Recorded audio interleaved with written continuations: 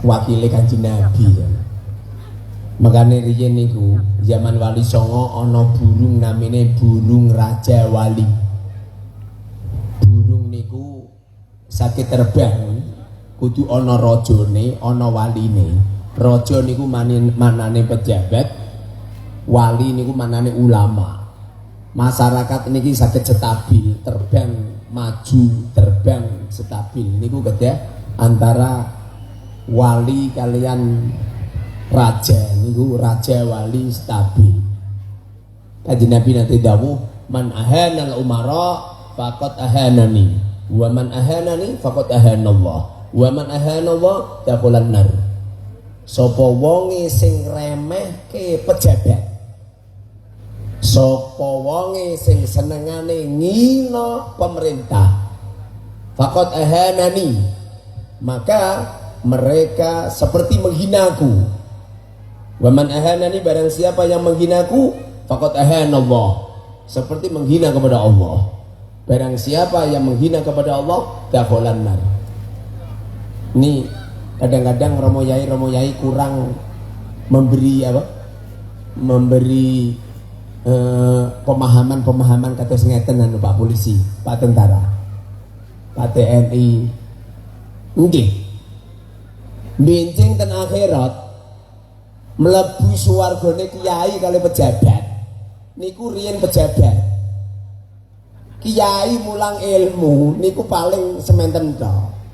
Pak Lurah niku sak desa, Pak Bupati niku sak kabupaten. Niku dosane niku tok rontok gara-gara ginawi apike kali semua lapisan masyarakat. Nggih, makane statusé Kanjeng Nabi niku pejabat, mboten Umar. Nyuwun anu napa? Mboten cuman ulama, nyuwun disingkirke nggih. Kula niku nak ngaos sambil linggih kemeng. Benten kali romo yai, napa meneh sing gedhit niku. Mau diceritani kula riyen tesih mukhibin kula tongkatan terus. Berhubung Habibe wis rungkat, isin go tongkat. Bapak Ibu ingkang minulya, ngaose santai mawon nggih. Ning omah wis dikerawus bojo, diporan-porane dep kolektor, ngaji malah medenteng iring-iling akhirat. Nggih, ngaji santai mawon mboten sak sepanen. Ten mriki kita sedaya menghadiri dalam rangka haflah akhirusana. Haflah niku perayaan utawi syukuran lah. La in syakartum la azidannakum. Biasanya kalau pondok pesantren itu ada perayaan-perayaan semacam ini mampu memotivasi, mampu gerakke santri-santri baru. Tergantung. Nah pondok pesantren ini kok akhirusanae hemnya. Besok Syawal itu santri yang datang ya hemnya. Makanya dulu ulama-ulama itu kalau akhir usana datangkan ulama-ulama terkenal. Lah kenapa kok pengunjungnya sedikit? Pengumumannya salah. Jangan hadiri pengajian umum dalam rangka bagi-bagi uang.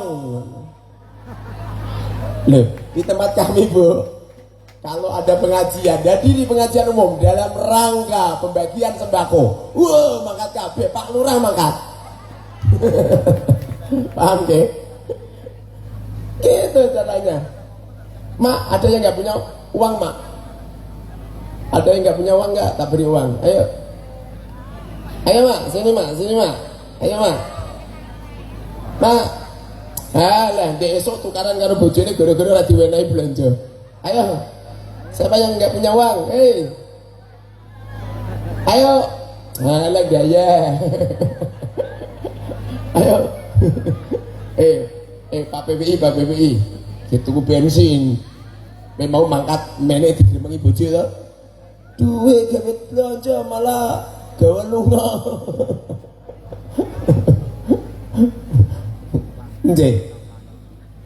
Jadi masyarakat awam itu lebih cerdas melihat uang, lebih cerdas melihat harta dibandingkan melihat pengajian umum. Makanya kalau pengajian kiai, wabil khusus datangkan kula, niku tulisannya uang sing gede kiai. Hadirilah pengajian akbar dalam rangka bagi-bagi uang. Nanti datang semua dan ini standaritas akan kehadiran santri baru di bulan Syawal. Tapi kalau pengajian akhir usana haflah melempem yang datang sedikit, kursi-kursi banyak yang kosong, ya udah gulung tikar, santri semakin sedikit. Paham nggih?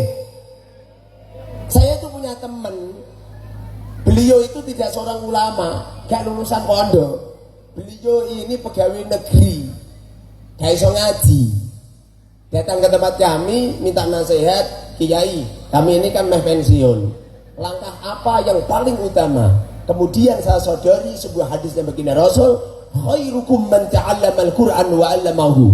Sebaik-baik kamu adalah yang menyebar ilmu.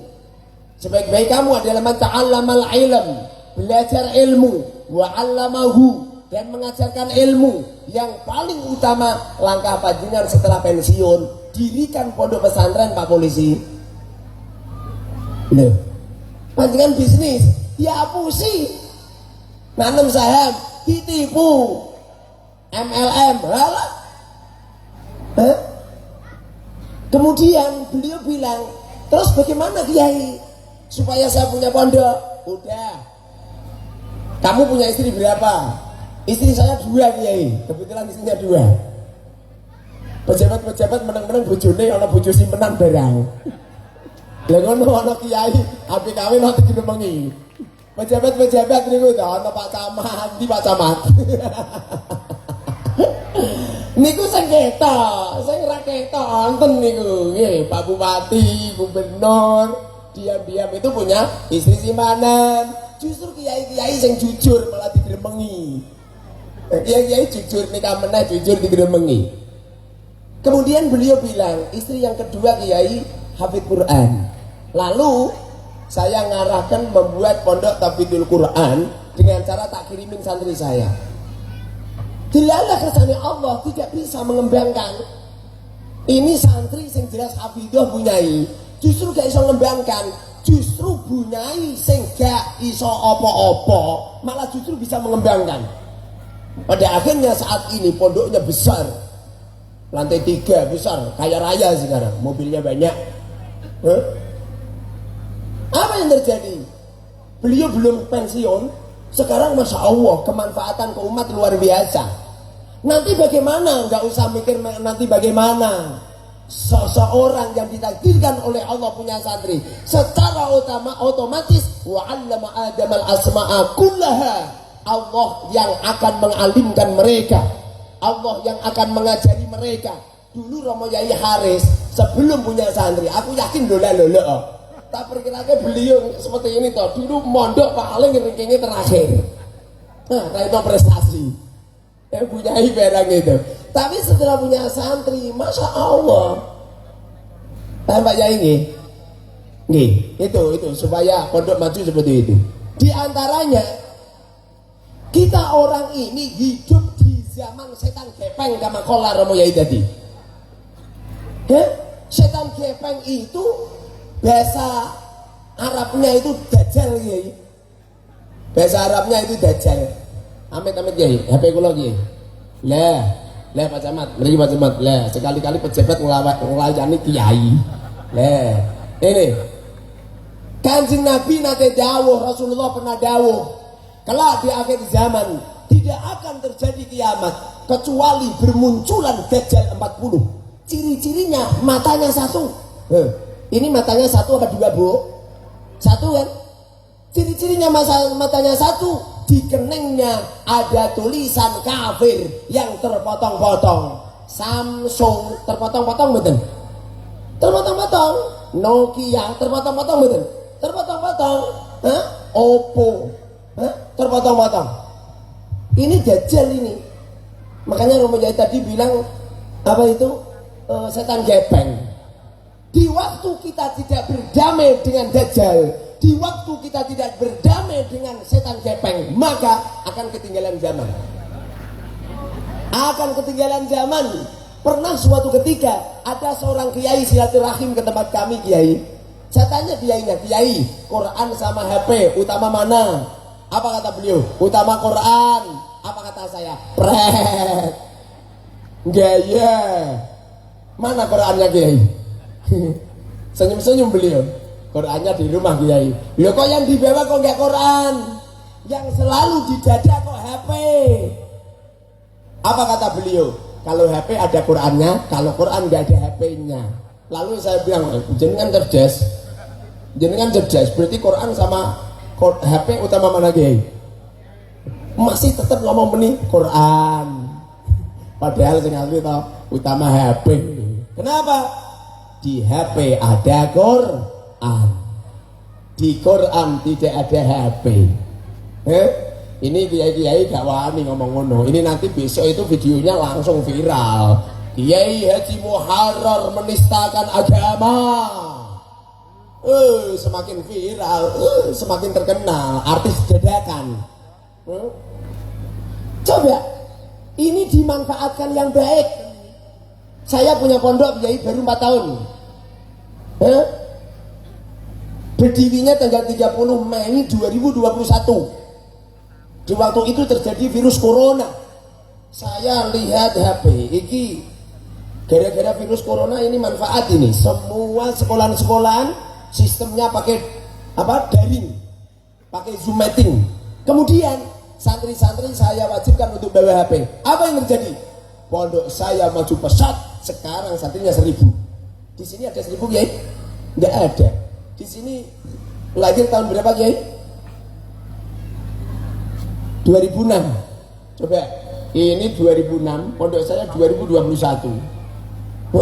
Kenapa kok nyampe kemajuannya sulit? Jawabannya cuma satu, tidak mau berdamai dengan setan gepeng. Coba berdamai. Makanya pondok saya namanya Al-Arba'in. Al-Arba'in itu artinya 4.0, 4.0, kajian berbasis teknologi. Santri-santri kalau ngaji pakai iPad semua. Ini keren. Nah terus nanti lah santri main game terus. Teknologi ini ada tim IT, ada IT-nya, ada tim IT khusus. Tidak bisa dibuat main game, tidak bisa dibuat chattingan, tidak bisa dibuat melihat video porno. Ini benda mati, bisa diremote dari kantor. Pada akhirnya setiap hari santri bisa setoran ke Romo Yai, bisa setoran ke Robo Nyai, bisa setoran ke wali santri, cukup pakai ini. Seperti contoh ya ini santri live streaming lewat Facebook, menandai ayahnya, ibunya, guru pembimbing, nandai Romo Yai, nandai Bu Nyai. Assalamualaikum warahmatullahi wabarakatuh. Saya Junet akan menyetorkan Nandum Alfiyah. Bismillahirrahmanirrahim. Mubtada'un zaitun wa adirun khobar in qulta zaitun adirun manitada, gitu. Satu nandum dihafalkan, terus menandai. Ini orang tuanya seneng. Alhamdulillah, anak saya sudah alfiyah, seneng. Ibunya seneng.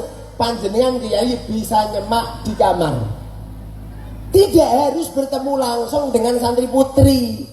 Kalau Romo Yainya sering ketemu sama santri putri, bahaya. Ini yang bisa menyelamatkan kiai-kiai tidak menghamili santri, barokahnya berdamai dengan setan gepeng. Coba kalau langsung disemai, Romo Yai nyemai Quran neng dalam berduaan dengan santri putri. Rumah sana bunyai aman-aman, bunyai ini rapat cantik, santri ini masya Allah, bahaya apa betul? Bahaya. Rumah sana kalau orang awam dosa haram, kalau kiai sunah muakkad, naudzubillah. Paham? Ini nanti kalau HP ini digunakan dimodif yang baik, insya Allah wali santri seneng. Kenapa seneng? Sebab selama ini setiap ada laporan, mesti laporan iuran telat.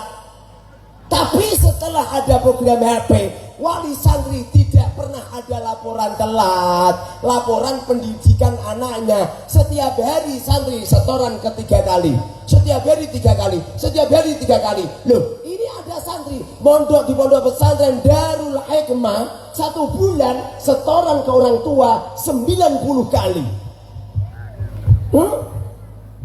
Nanti kejar target, baca Safinah katam, ganti takrib katam, Fathul Qorib katam, Fathul Mu'in katam, Fathul Wahab katam, Ihya Ulumuddin katam, Al-Fiqhu ala Madhahibil Arba'ah. Apabila 7 kitab ini 1 tahun selesai Kiai, saya Muharrar Hudori, pengasuh pondok pesantren Al-Mubarak Al-Arba'in, siap memberi hadiah 1 miliar.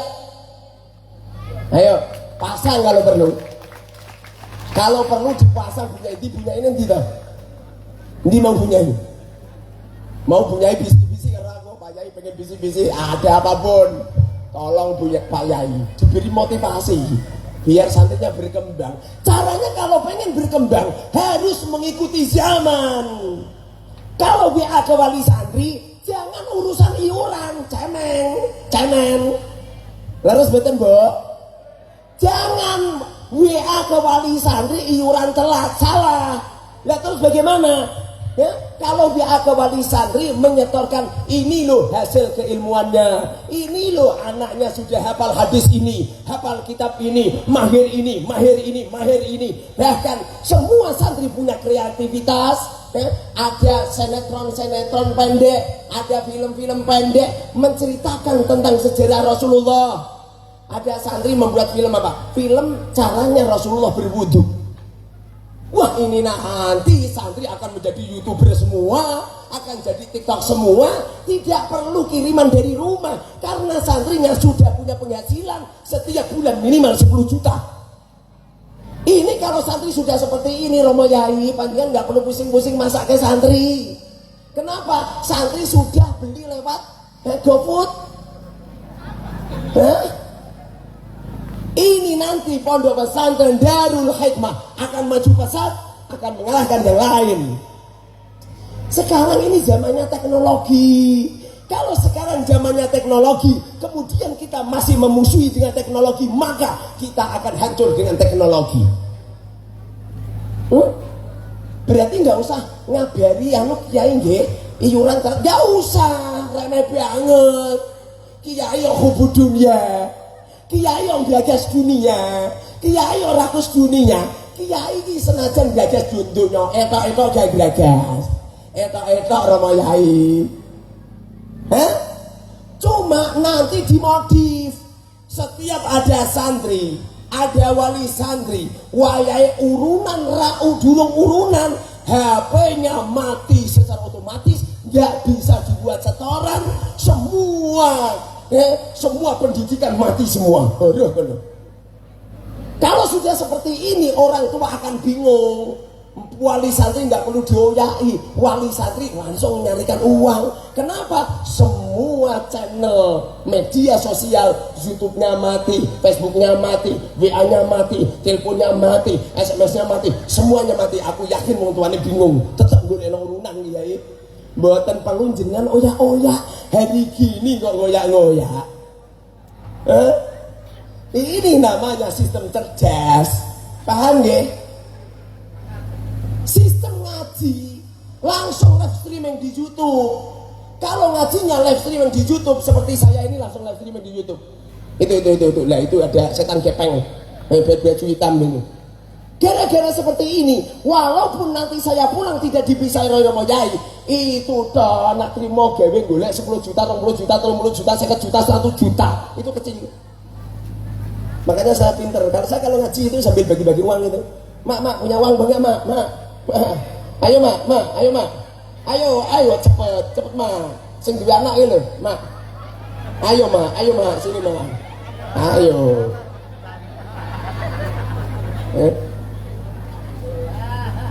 Gitu.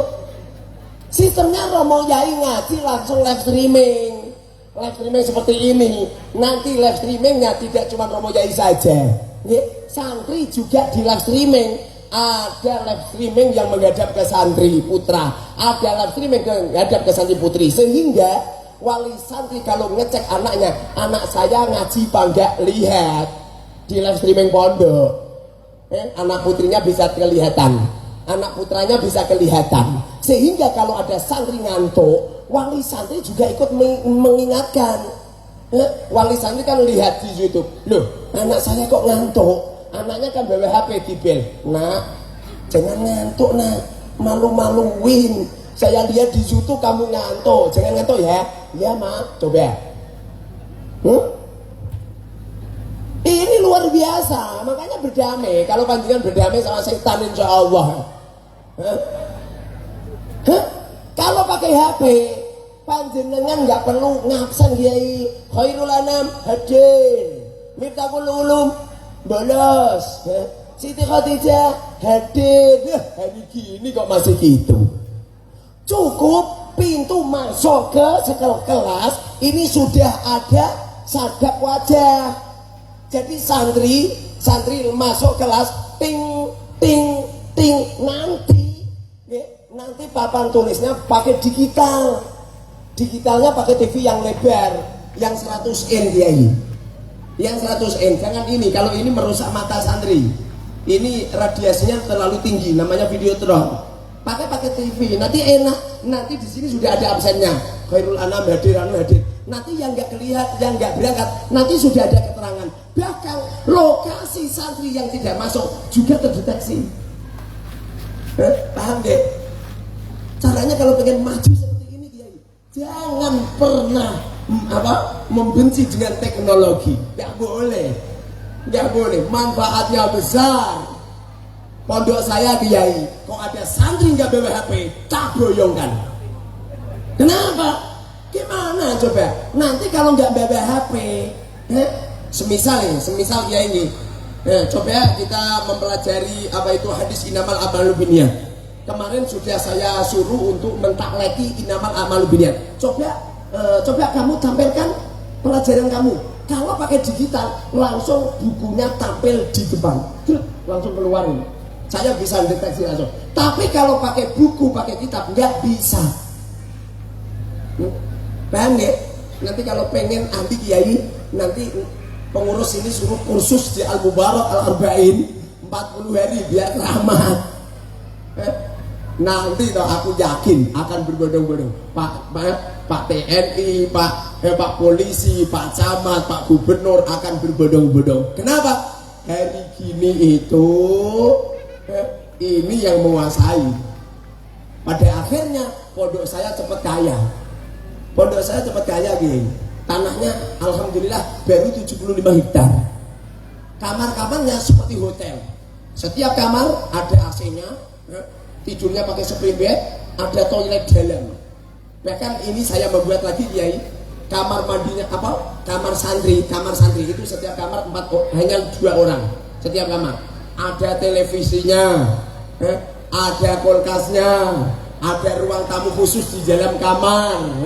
Toiletnya pakai digital. Kalau pengen cewek tidak perlu diutel-utel, langsung. Mandinya pakai shower, ada panas dinginnya. Dindingnya berupa kaca semua. Bangun tidur langsung bisa berkaca. Tapi pendaftarannya 50 juta. Pendaftarannya 50 juta, per bulan 5 juta. Loh, aku yakin loh, tetap laku. Sebabnya temanku punya pondok, pendaftaran 110 juta, per bulan 7.500.000 kroyoan. Kroyoan lepas, jadi kan mikirnya jangan pikir-pikir, mikir yang kaya-kaya. Paham, Bo?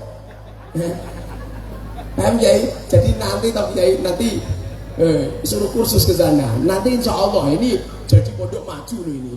Kalau perlu diberi radar, pondok diberi radar. Jadi tamu siapa yang pengen nyandar ke Darul Hikmah sudah tahu semua.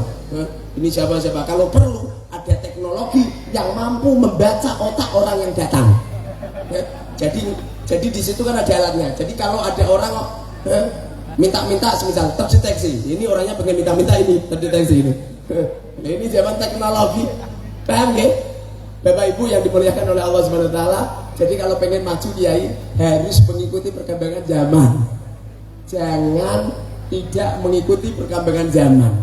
Ini sudah waktunya orang yang bergerak itu teknologi.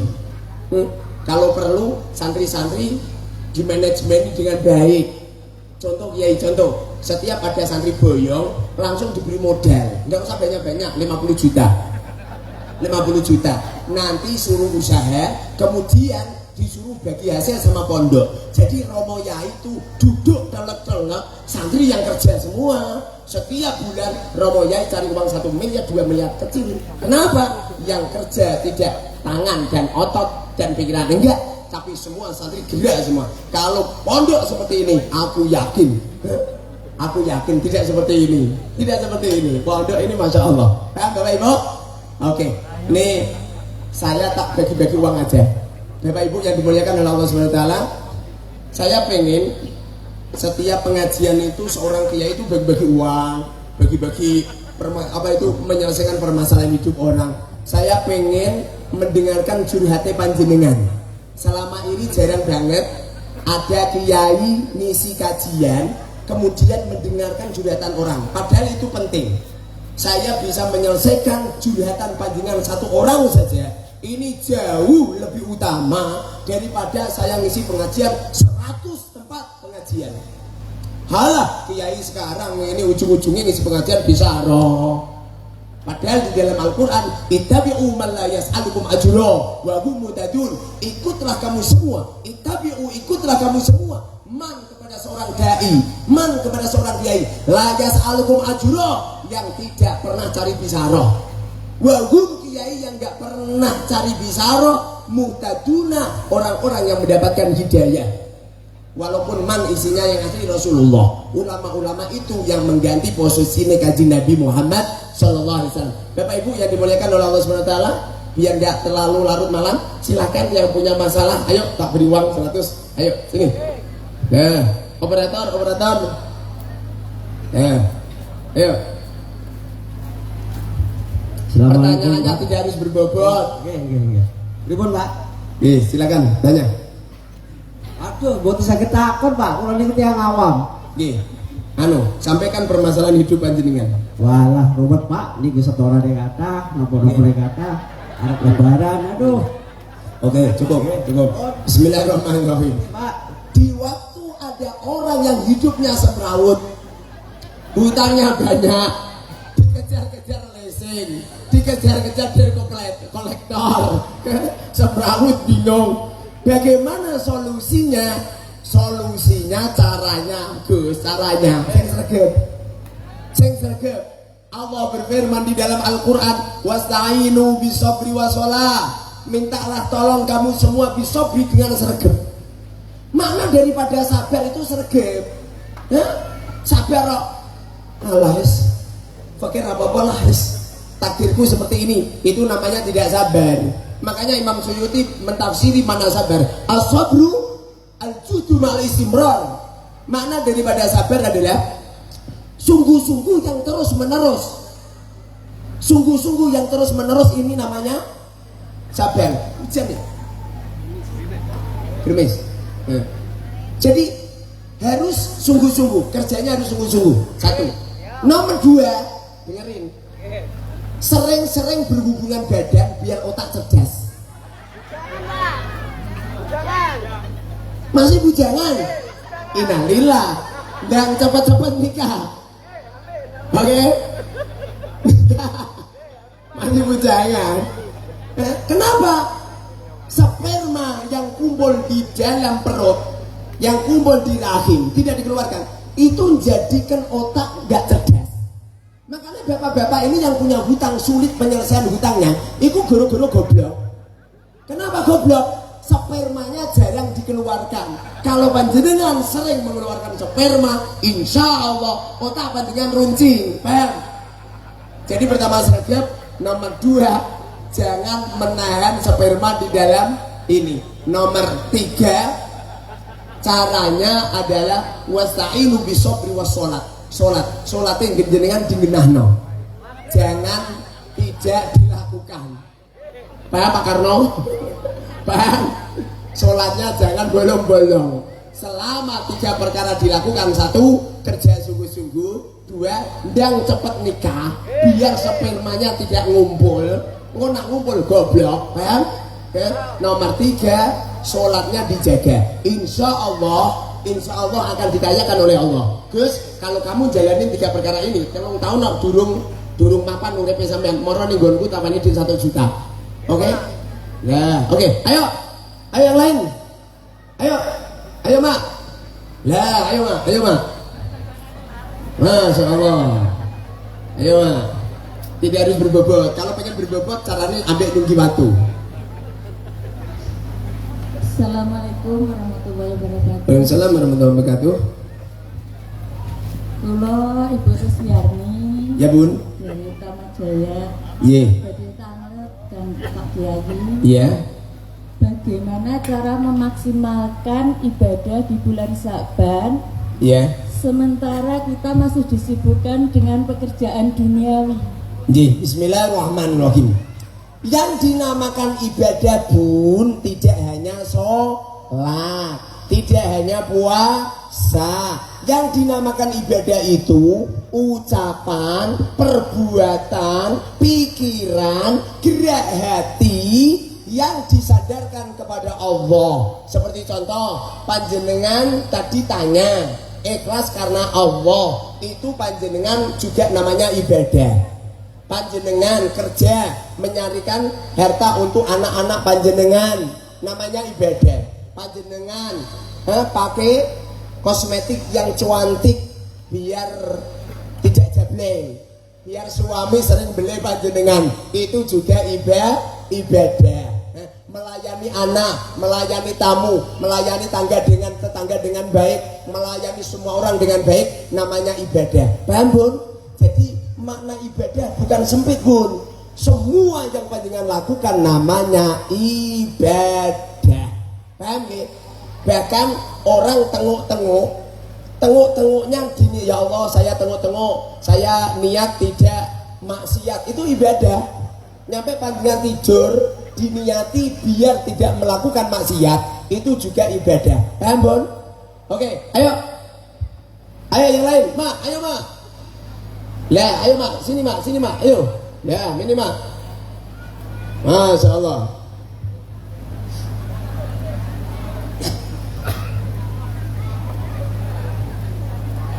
Ini Pak, berikan. Itu.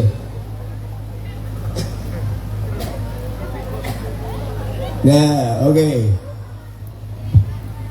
Assalamualaikum warahmatullahi wabarakatuh. Waalaikumsalam warahmatullahi wabarakatuh. Ya Bun. Nabi kula Bu ini lajeng tanget Gus. Nggih. Kula gadah rencang tanget kali kula, tapi kula dari saged jalan. Nggih. Tiyang niku gadah ibu muslim, tapi piyambake non. Pripun benjing lek saumpami ibu nilar niku angsal mboten tumut ngedusi ngoten Gus. Bapak ibuke Islam. Nggih. Piyambake non muslim. Terus Pripun benjing lek saumpami ibu dipundhut angsal napa mboten tumut ngedusi ngoten. Nggih. Bismillahirrahmanirrahim. Nggih. Apa itu anak sampai kapanpun anak. Babun, anak sampai kapanpun anak, walaupun non muslim tetap anak. Cuma bedanya kalau non muslim berarti nggak dapat warisan. Bagaimana ikut memandikan? Nggak apa-apa. Ikut memandikan nggak apa-apa. Cuma kewajiban memandikan ini yang wajib orang Islam. Jadi nggak boleh dimandikan sendiri, tapi harus ada orang lain. Mungkin orangnya cuma bantu meletakkan di pangkuannya, nggak masalah. Paham? Nggak masalah. Cuma berhubung orangnya murtad, kafir, berarti tidak mendapatkan warisan. Bagaimana kalau ikut memandikan? Nggak apa-apa. Yang penting ada orang Islam, sebab memandikan mayat, mengkafani mayat, mensolati mayat, kemudian membawa mayat ke kubur, kemudian mengkuburkan mayat. 5 perkara ini kalau di kitab-kitab sih 4, tapi saya baca sarahnya 5. Sebabnya ono mayat ra kena dikira sikile nggak boleh Kiai. Wajib dijunjung secara hormat. Itu kewajiban orang Islam. Jadi non muslim tidak wajib. Paham nggih? non muslim nggak wajib. Bahkan apabila mayatnya lelaki, yang memandikan harus lelaki. Hukumnya haram perempuan memandikan mayat lelaki. Begitu juga ada mayat perempuan yang memandikan perempuan. Lelaki nggak boleh ikut memandikan. Paham nggak? Apabila mayatnya perempuan, dengerin. Apabila mayatnya perempuan, maka kepalanya, ini kiblatnya mana? Sana ya? Sana ya? Kalau mayatnya perempuan, kepalanya di sebelah utara. Sebelah utara, nyolatine di tengah pas, di tengah. Seperti ini. Ini kepala, ini kaki. Tapi kalau mayatnya lelaki, kepalanya di selatan. Ini sering nggak begitu diperhatikan. Terus mboten Kiai. Rata-rata di utara semua nggih. Nah, salah itu. Yang benar kalau mayatnya lelaki, kepalanya di selatan. Di selatan, kakinya di utara. Kemudian nak nyolati kenceng kepala. Jadi umpamanya ini kepala, ini kaki. Lihat di sini.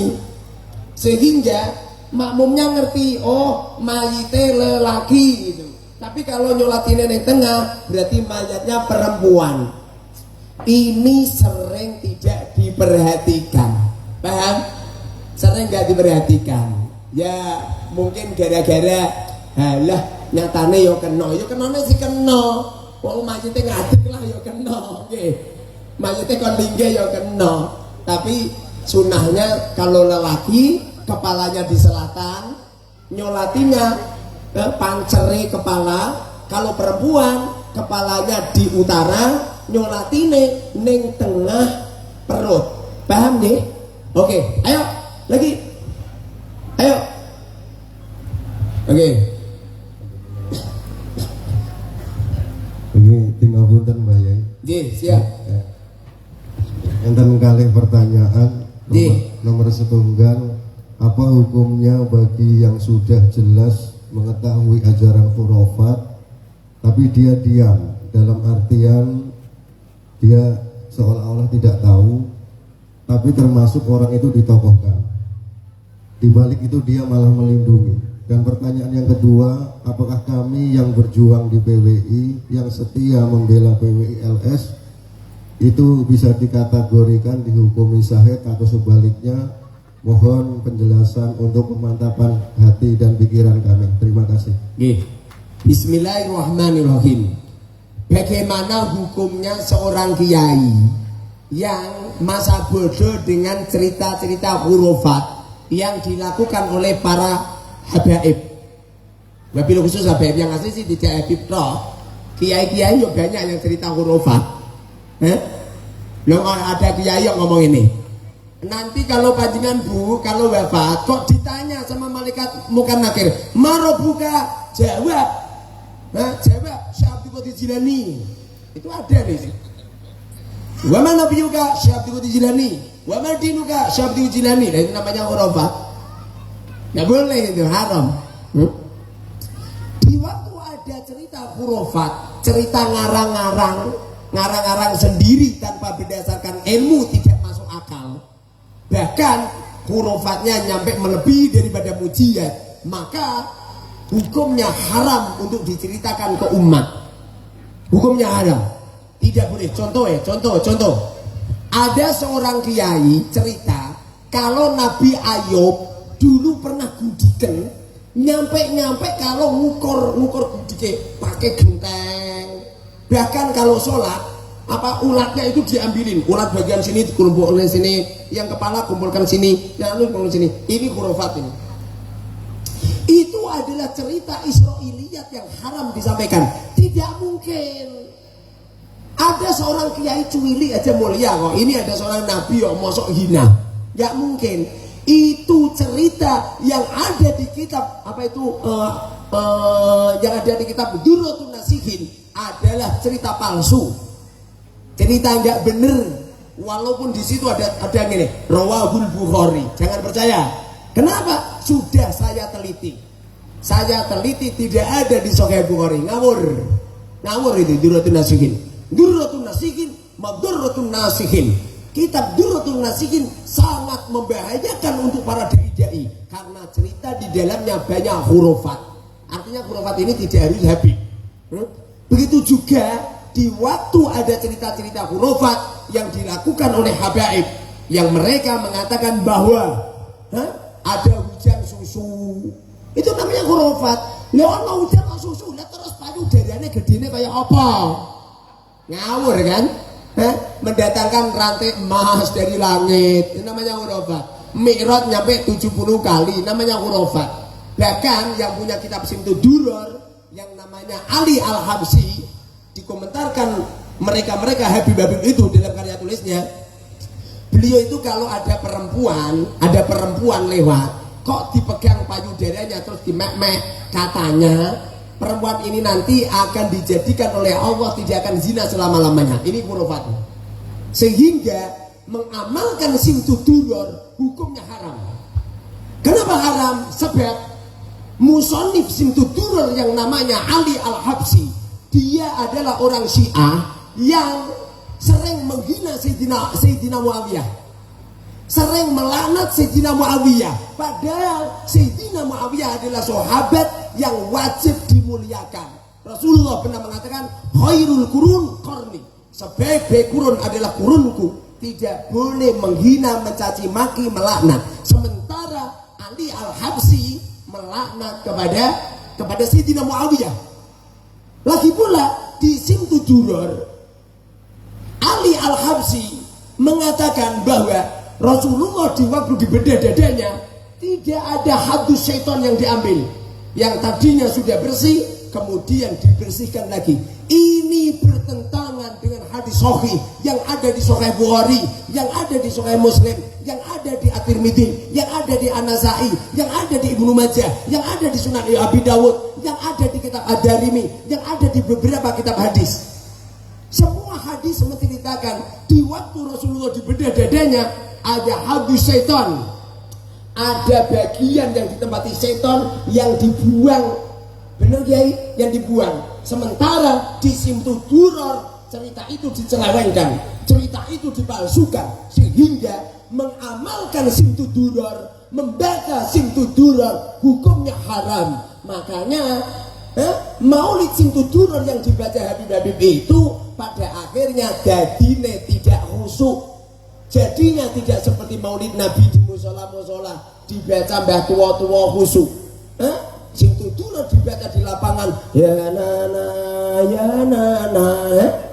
buah dilempar-lemparkan, jauh dengan akhlak yang mulia, lanang wedok campur aduk. Dulu maulidun Nabi Al-Barzaji At-Tibai dibaca dengan sakral di musola-musola, walaupun do ngantuk, tapi kan sakral. Tidak sesemangat Simtud Duror. Romo Yai Maimun Zubir juga sudah nyindir dengan Simtud Duror yang seperti itu. Paham nggih? Nggih. Jadi bagaimana hukumnya menceritakan cerita hurufat? Hukumnya haram.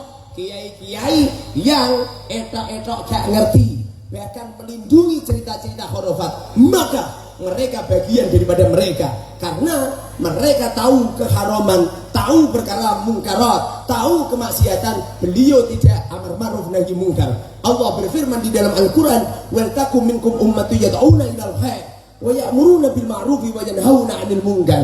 Kita semua diperintahkan oleh Allah di saat melihat kemungkaran wajib untuk diingatkan. Kiai-kiai yang saat ini sudah mendengar bahwa Habib adalah tidak durian Rasul dengan beberapa hujah yang dilakukan oleh para ulama, maka kiai sing jublek menaiku hukumnya dosa. Kiai yang seperti itu hukumnya haram. Tidak berani menyuarakan tentang Habib adalah dunia palsu, kelak di akhirat akan diadab. Paham nggih?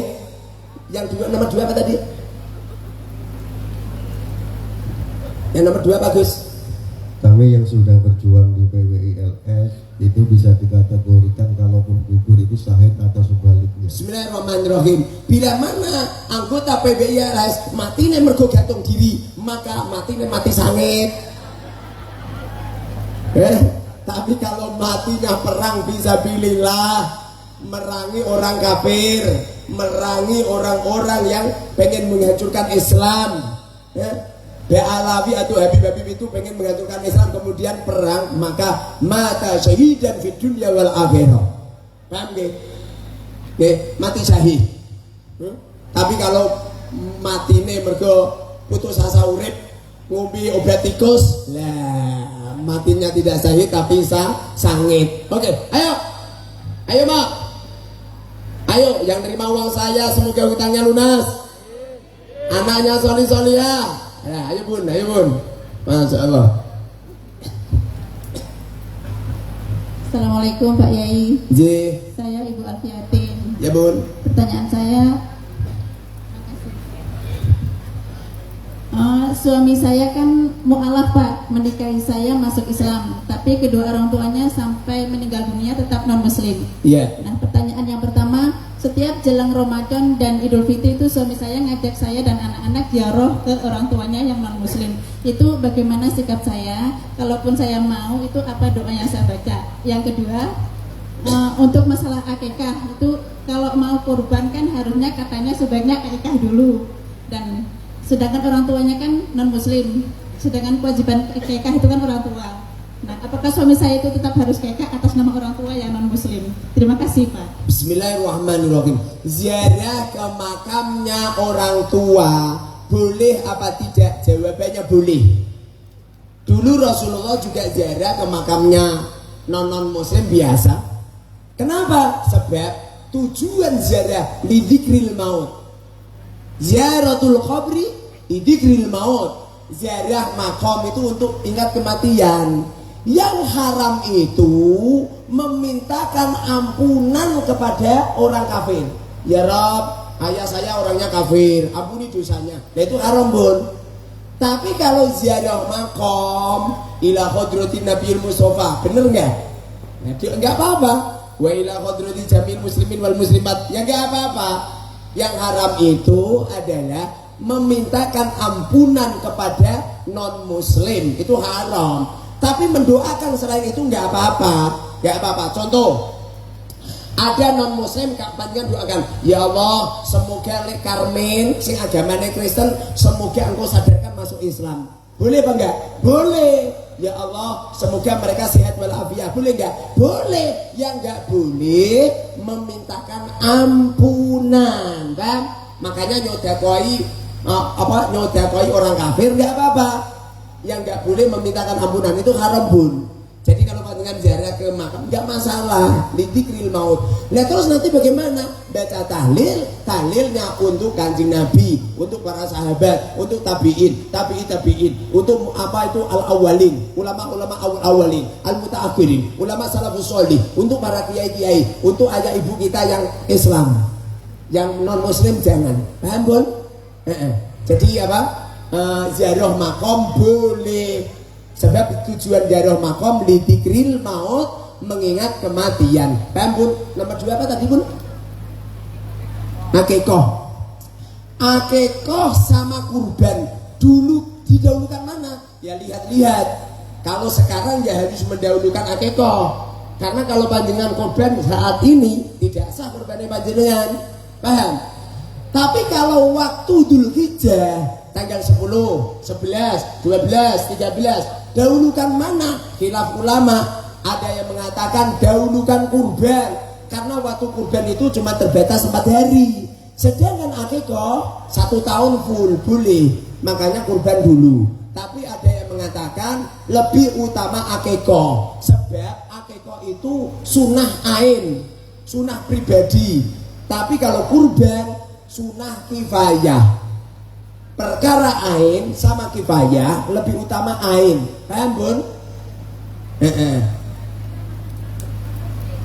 Kemudian apabila itu pahalanya diberikan kepada non muslim, bagaimana hukumnya?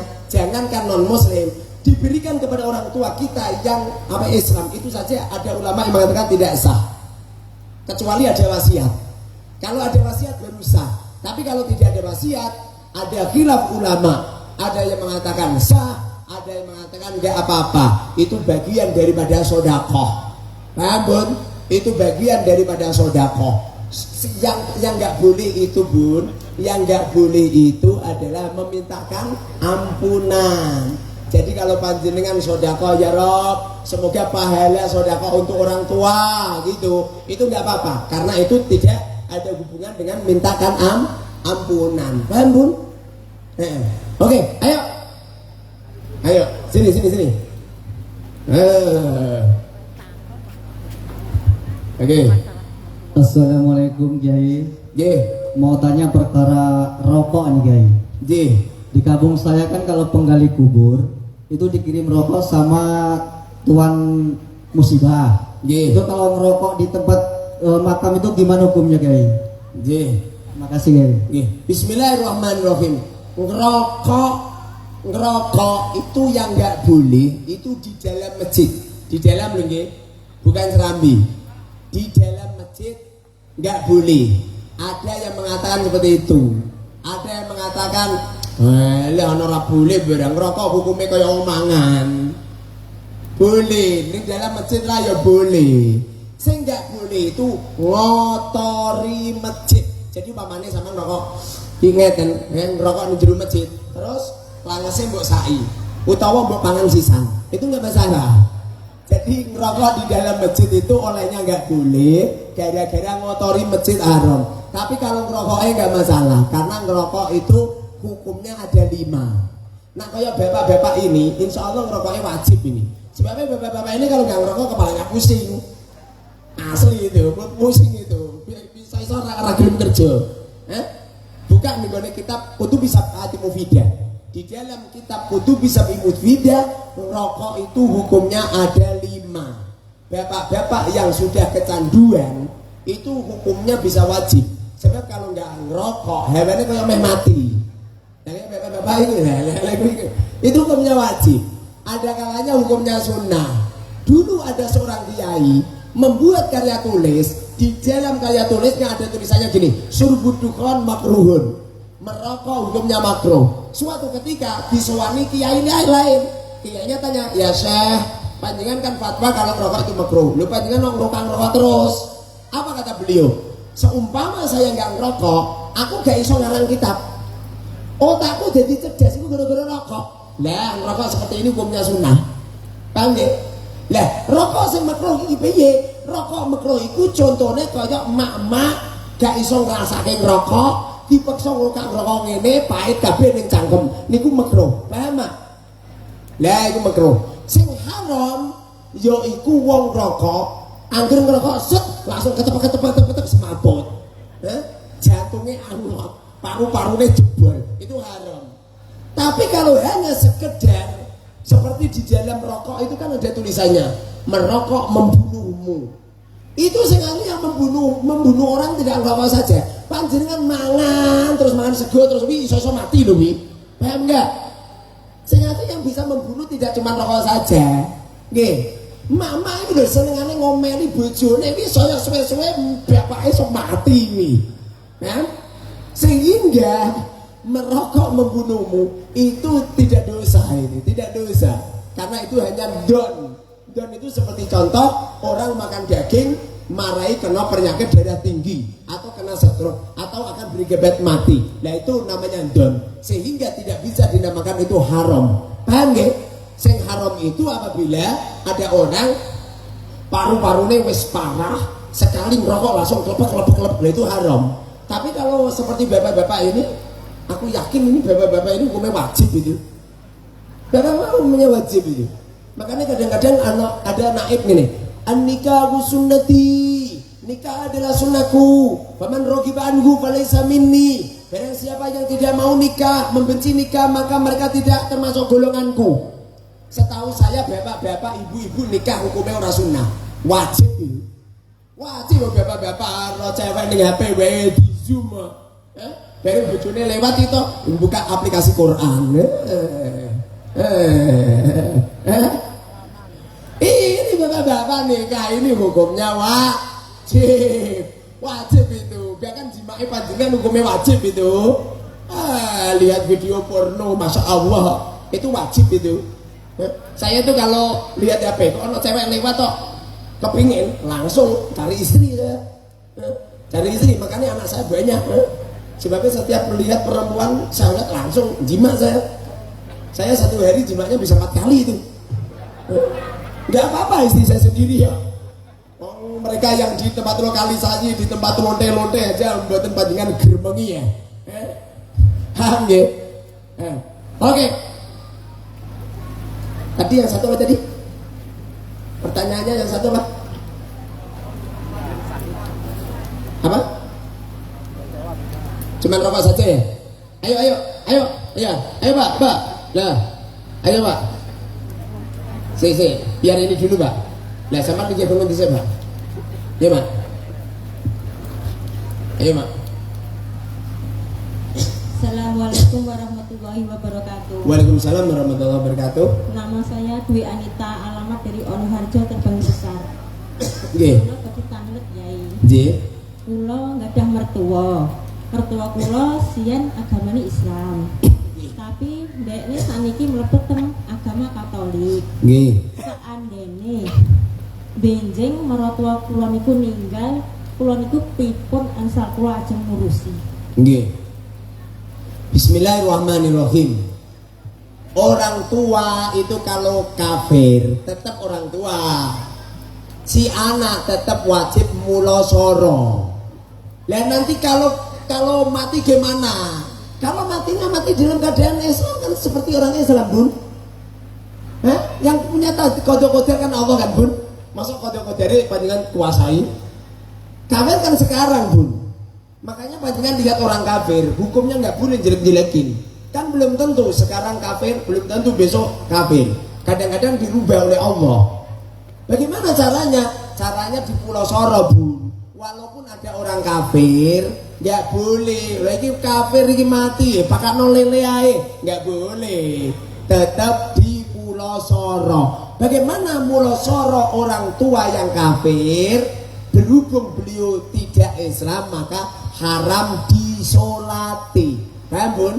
Haram disolati sehingga panjenengan langsung panjenengan kain kapani nggak apa-apa, terus dimakomkan. Paham Bun? Kalau perlu Bun, di waktu sakaratul maut diajarin la ilaha illallah. Panjenengan kalau nalke mayit itu jangan Allah. Kiai kalau la ilaha terus mati gimana? Ya tetap mukmin. Lah kalau baca la ilaha kafir, illallah mukmin. La ilaha kafir, illallah mukmin. Lah nanti kiai-kiai sing mimpin tandil lah, la ilaha kafir, illallah mukmin. La ilaha kafir. Payah ini orang. Sekali mau ngomong la ilaha ya mukmin. Ya sebabnya di dalam hatinya sudah ada illallah. Ajarin gitu Bun. Nanti kalau orang tuanya sama nok bisa ngomong la ilaha illallah gitu, lah mukmin itu. Kanjeng Nabi nanti jamu man qala la ilaha illallah dakhala jannah. Barang siapa yang membaca la ilaha illallah dakhala jannah, masuk surga. Berarti udah Islam. Sebab miftahul jannah la ilaha illallah.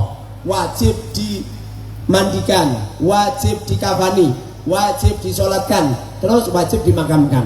Tapi kalau dalam keadaan kafir, cukup dimakamkan saja. Masa udah buat makamke kan enggak kan Bun?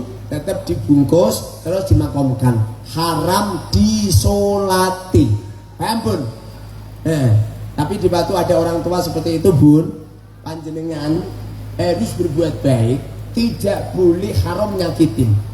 Nggak boleh panjangan nyentak-nyentak. Oh, Kristen nanti Katolik kan jangan. Sejelek apapun orang tua, sampai kapanpun adalah orang tua. Tidak ada mantan orang tua, tidak ada mantan mertua, nggak ada. Nggak ada mantan guru, nggak ada. Tiga orang ini selama-lamanya orang tua selama-lamanya. Rasulullah dawuh, abaukum thalatha. Orang tuamu ada 3. Alladzi waladak, yang melahirkanmu, walladzi nakahat ibnatahu, yang menikahkan kamu mendapatkan putrinya atau suaminya, berarti mertua. Walladzi 'allamak, yang mengajari ilmu kepada kamu, itu adalah orang tua. Sampai kapanpun beliau adalah orang tua. Apabila panjenengan pengen kaya, orang tua ini nafkahi setiap bulan. Bun, dulu pernah mondok Bun? Nggak pernah. Kalau panjenengan punya guru, misal saya gurunya panjenengan ya, panjenengan transfer terus setiap bulan sama saya.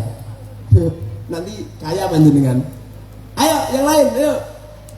Tadi mak tadi. Ini. Ayo.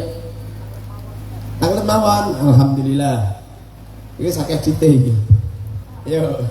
Assalamualaikum warahmatullahi wabarakatuh. Waalaikumsalam warahmatullahi wabarakatuh. Kula ajeng tanglet Yai. Ketika anak ingin ngaulo kepada kiai tapi tidak bisa, gimana ya, tidak bisa ngikut membantu orang tua, itu hukumnya gimana? Nih, bismillahirrahmanirrahim. Apabila ada anak berkhidmah kepada seorang kiai, maka anaknya wajib minta izin dulu sama orang tua. Kok nyampe tidak minta izin lalu langsung khidmah ke kiai, padahal orang tuanya tidak mengizini, maka hukumnya haram. Itu namanya uququl walidain, paham? Uququl walidain. Tapi kalau orang tuanya sudah ngizinin maka boleh. Sebab dulu itu ada seorang sahabat datang ke tempatnya Rasulullah, menyerahkan anaknya, anak lelakinya kepada Rasulullah untuk berkhidmah. Paham ya? Oke, ayo yang lain. Ayo mak, ayo mak. Mak itu dulu. Nah, ini Pak, berikan. Assalamualaikum warahmatullahi wabarakatuh. Waalaikumsalam warahmatullahi wabarakatuh. Maknanya Pak Yai, gimana caranya untuk membagi warisan kepada anak-anak supaya bisa adil? Bismillahirrahmanirrahim. Membagi waris Bun ada dua.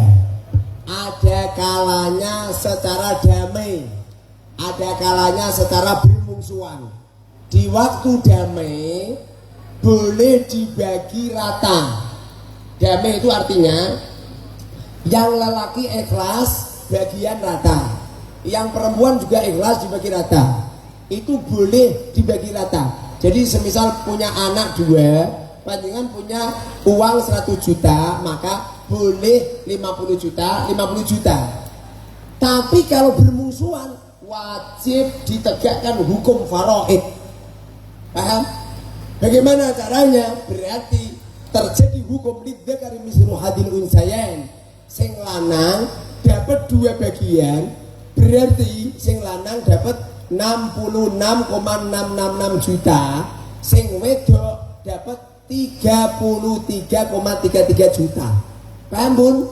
Jadi dibagi rata nggak apa-apa, dengan syarat damai.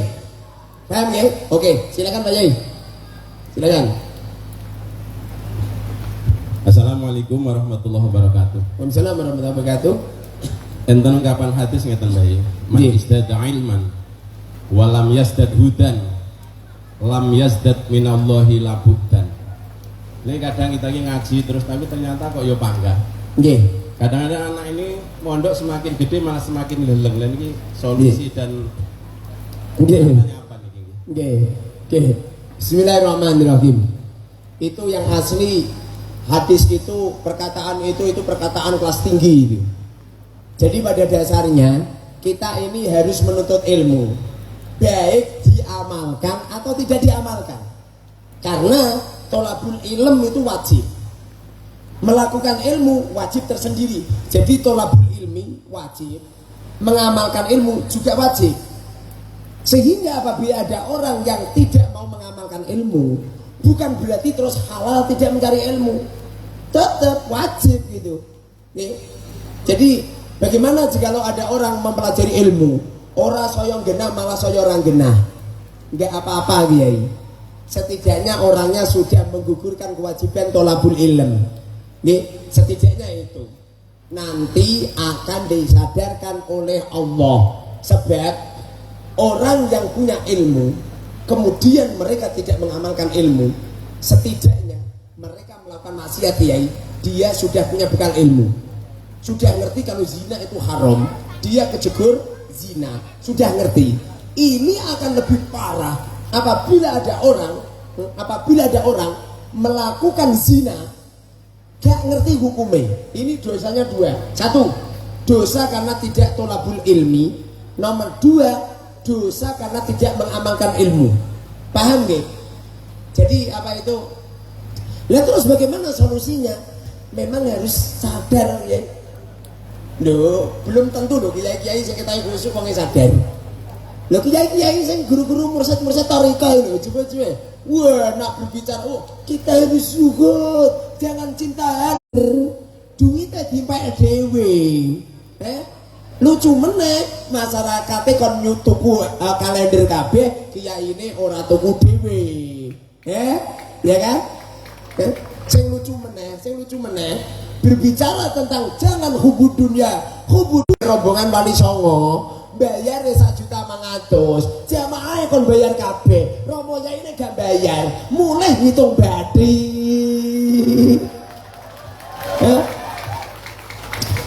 Kiai menganjurkan masyarakat untuk membuat kurban, neng masjidnya ditulisi gwedi tunaikan kurban, sunnah kurban dan lain sebagainya, ngisi khutbah di bulan Dzulhijjah ini kita semua disunahkan untuk kurban. Jebul kiai ini ora kurban dewe, mulai kok masjid lho nggawa pupu sapi papat. Masyarakat itu sepetil-petil ngini iki jenengane sarung plikat didondomi pinter menehi nasihat gak iso nglakoni dawuhipun Allah, dawuhipun napa niku Ibnu Ruslan di dalam kitab Jubat, fa'alimun bi ilmihi lam ya'malan mu'adzibun min qabli ubatil watan. Ono kiai nak pidato nyampe metot-metot nyampe lidahi HP lepas dari tempatnya, dalil Quran, dalil hadis, kaul-kaul ulama diobral kabeh, jebul orang lakoni ilmune ngono iku akan diadab oleh Allah min qabli ubatil wadan. Ono kiai gawe pengajian santai-santai kon bayar sekian ratus ribu bayar kabeh jebul kiai ini orang bayar dhewe biar pengajian ngitung badi, ngono iku yo termasuk naudzubillah. Paham nggih? Sebabnya ilmu ini untuk semua orang. Ad-dinu nasihah, agama ini adalah nasihat. Kanjeng Nabi nasihatkan kangge sinten? Lillahi wali kitabihi wali rasuli wali aimmatil muslimin. Dan nasihat ini juga untuk nasihat para kiai. Kula matur ngeten iki to kangge mremeng awak kula ki mbak. Kangge neliti awak kula ki mbak. Apa manfaate jobek apa serban? Lah bang tukang bakso ora serbanan to. Nggih, jobek mana masak jobekan kabeh. Terus mboten jenggotnya panjang. Wedhus waya nduluk kijal, wedhus saya jenggoten kabeh. Leres mboten? Tongkate, tongkate masyaallah. Nek mak laping ini pelet tongkatan. Leres mboten? Wah cekelane tasbih. Lah kok lucu Romo-romo tasbihan sedanten. Nggih, konon cerita ana ilmu disampekno kok dumadakan ana sing rumangsa asem iki yaine iki. Berarti mulange agama mboten ikhlas. Paham nggih? Nggih, napa niku niki ngalap cekap mugi-mugi manfaat barokah nggih. Saged mlebet ten jero atine jenengan. Minimal duwit ten mlebu ning jero usaha. Paham nggih? Ora kudu jenengan cocok karo pidato kula. Nggih ngeten iki wong Demak. Keras nggih. Napa niku sing potol kupinge ora mung awam tok. Kiai-kiai Romo Yai Haris lah kupinge protol. Ilmu niku kangge sedanten tiyang. Iki kangge kula, kangge Romo Yai Haris, kangge santri, kangge sedanten, kangge Romo Yai, kangge para pejabat, kangge sedanten kersane saya dina saya apik. Nggih, kula yakin perkataan kula kathah sing salah, banyak yang salah, mohon dimaafkan. Lain waktu disambung nggih. Kula niku sing kepengin kok. Apa iku ana sing takok Pak Yai utang kula sekian, omah kula mesti napa sita. Tapi kok nak takok mboten nonton sing ngomong ngono ya. Gumun aku. Masuk kula ki tak selesai utange ngono lho. Nggih. Bijing bapane kula ngisi pengajian mesti ana sing takok ngoten nggih. Dadi iki rada kemringet lho teh ngisi pengajian. Mugi-mugi barokah Al-Fatihah. A'udzubillahi minasyaitonir rajim. Bismillahirrahmanirrahim. Alhamdulillahirabbil alamin arrahmanir rahim maliki yaumiddin. Iyyaka na'budu wa iyyaka nasta'in ihdinas siratal mustaqim siratal ladzina an'amta 'alaihim ghairil maghdubi 'alaihim waladdallin amin.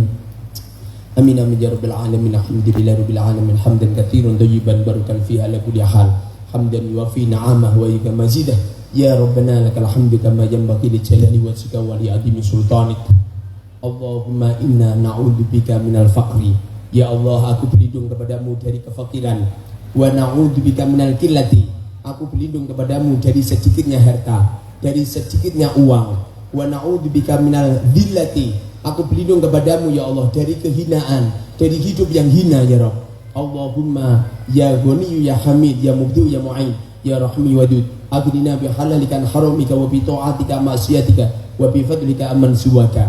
Allahumma asri umurana umur dunya wal akhirah. Allahumma ja'alna auladana wa ahlana fi zumratil ulama wal fuqaha waj'alna wa auladana ya Allah min ibadikas sholihin.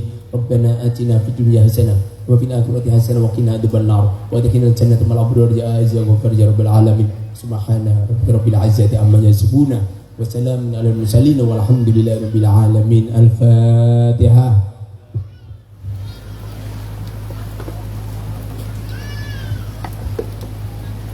Assalamualaikum warahmatullahi wabarakatuh.